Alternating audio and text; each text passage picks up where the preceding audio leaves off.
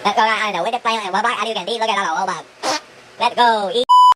Welcome to our Over the thing is to remember. The scene starts to tumble to the sound of the drums. Oh boy, there ain't no need to fight a silent ring. It ain't no big thing, just show her. Assalamualaikum warahmatullahi wabarakatuh.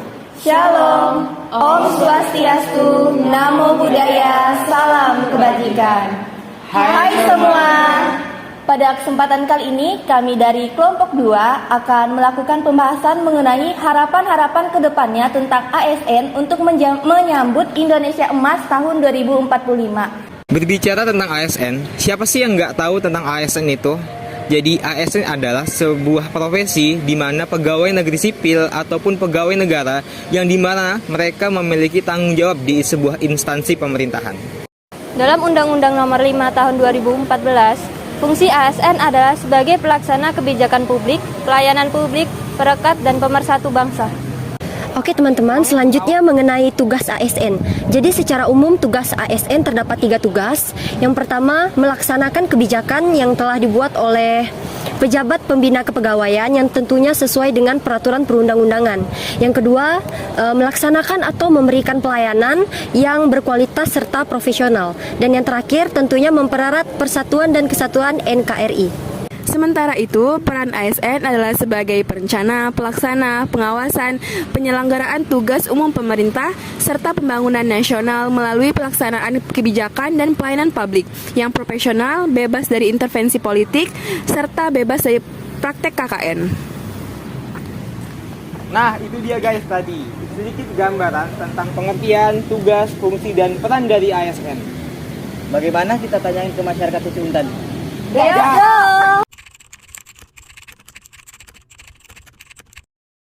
Selamat siang abang, atas nama siapa bang? saya Rizky Anggita Abimanyu. Terima kasih Ibu. Siap. Undang-Undang Peraturan Pemerintahan Nomor 30 Tahun 2019 itu sudah mengatur penilaian tentang kinerja ASN. Di situ jadi patokan untuk kepala dinas ataupun instansi yang terkait untuk menilai gimana kinerja ASN itu. Tentang ASN pada saat ini sudah mengalami kemajuan yang lebih pesat ya, terutama dengan adanya sistem kinerja. Jadi ASN sekarang itu dituntut untuk kinerjanya semuanya terukur. Di bagi abang, kalau misalnya pengen ASN lebih baik, itu di sistem pengolahannya, manajemennya, dan perikutannya.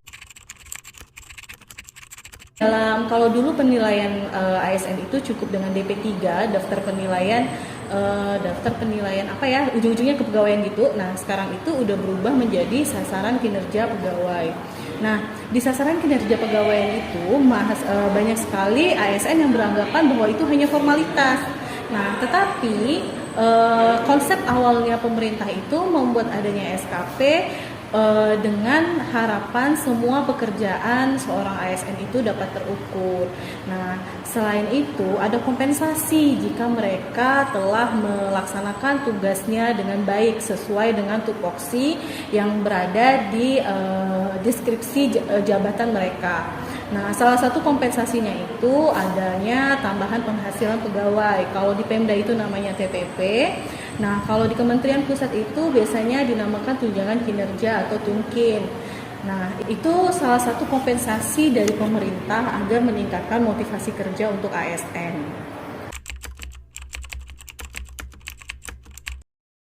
Jangan cuma ngikut dari orang dalam, cuma ada masukan duit, itu sebenarnya itu jadi negara kita, kinerja dari ASN kita jadi kurang, itu sih.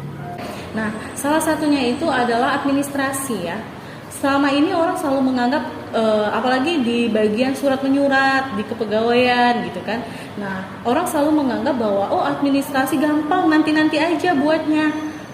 Gampanglah itu bisa disusulkan, padahal itu sudah tidak bisa.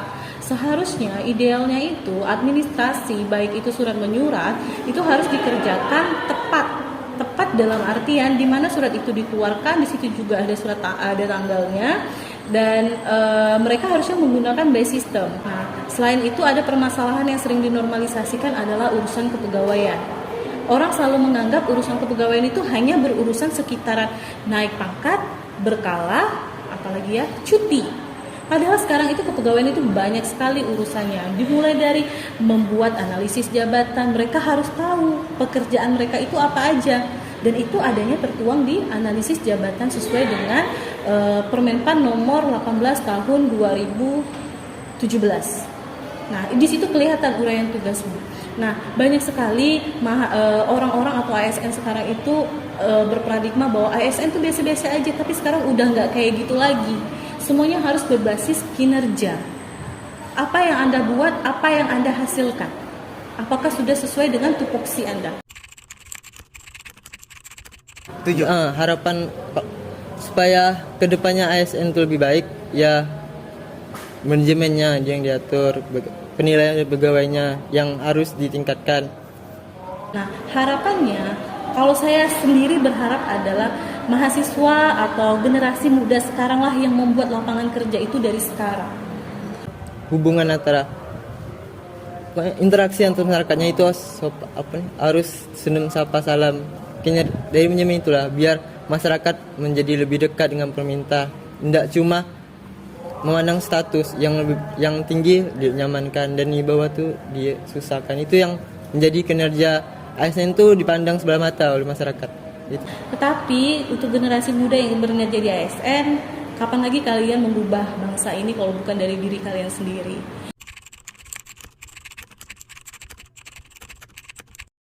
Kalau sekarang di mana dulu nih Kak? Yang umum aja sih gitu. Umum ya. Kalau kita berbicara kesehatan, saya bicaranya dari dua sudut pandang ya. Pelayanan umum dan pelayanan kesehatan. Pelayanan umum ini saya anggap di bagian perizinan. Kalau pelayanan kesehatan mungkin sudah jauh lebih baik. Apalagi ada wacana bahwa pemerintah yang masyarakat yang mempunyai kartu BPJS tidak akan ada kelas lagi. Melainkan semuanya akan disamaratakan tetapi mendapatkan pelayanan yang sama. Itu sudah salah satu mewujudkan pelayanan kalau menurut saya udah 7,5. Ya. Kenapa saya hanya memberikan 7,5? Karena saya mengharapkan semua pasien BPJS itu khususnya yang mendapatkan pelayanan kesehatan bisa mendapatkan pure 100% pengobatan secara gratis. Kalau rating kinerja dari ASN bagi Abang sih 7. Kalau misalnya masalah umum, saya anggap itu konteksnya adalah perizinan. Indonesia saat ini sudah menerapkan sistem OSS untuk perizinan usaha. Nah, ini saya sangat-sangat senang dengan kebijakan seperti ini karena apa? Pemerintah sudah memikirkan dampak-dampak dari atas pembangunan itu tersebut. Bukan hanya sekedar dampak lingkungan saja yang diperhatikan, tetapi juga ada dampak lalu lintas yang diperhitungkan yang wajib calon-calon pengusaha ini masukkan ke dalam sistem OSS. Dengan harapan masyarakat yang terdampak atas usaha itu bisa meminimalisir ketidaknyamanan atas pembangunan itu. Jadi kalau perizinan saya bisa kasih nilai 8,5. Oke.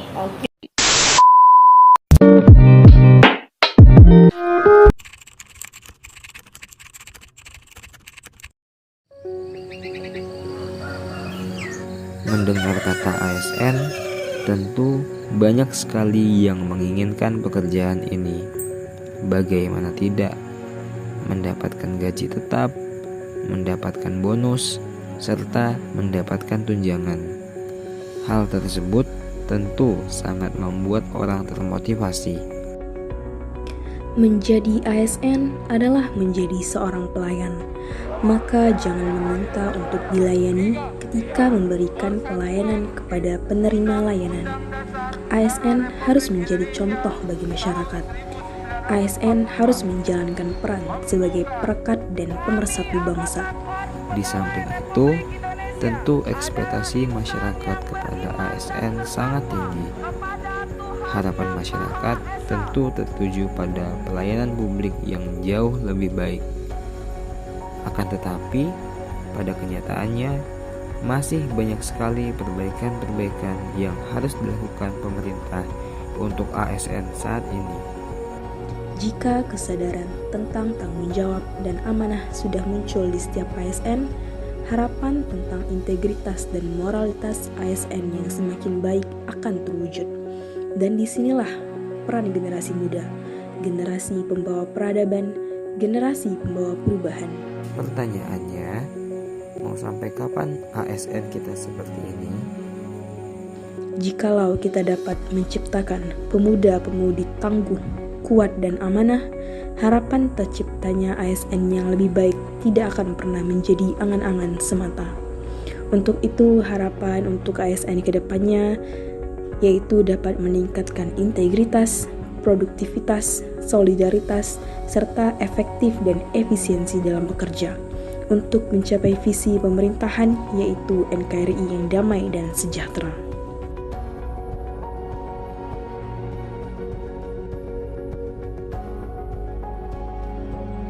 Pembahasan kami mengenai harapan-harapan untuk ASN dalam menyambut Indonesia Emas tahun 2045.